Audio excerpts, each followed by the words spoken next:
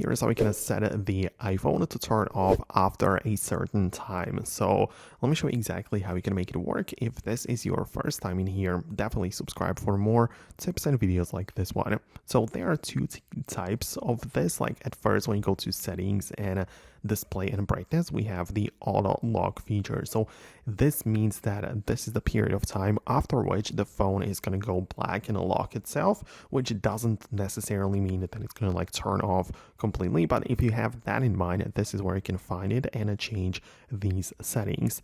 Outside of that, if you really mean that the iPhone to be like turned off completely, then you need to set up a shortcut automation. So at first you open up the Siri shortcuts, part of the main section, you create a new one, which is going to turn off the device.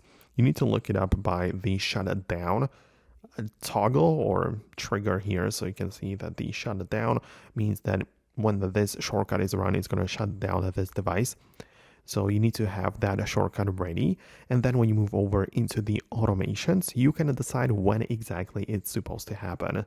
So you run a new automation and you can, for instance, set that it's going to be run at a set time of the day, right? That is very popular. Or when you trigger some sort of app, or when the battery level hits a certain point, or, so many other options in here. So it depends on which you pick, but let's say I'm going to pick time of the day.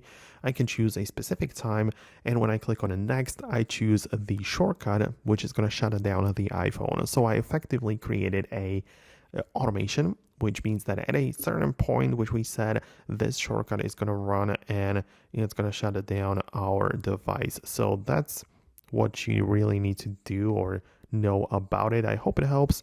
If you have any more thoughts or questions about this, let me know below in the comments. It's possible I'll make more tutorials similar to this, but for now, that's it, and I'll see you later.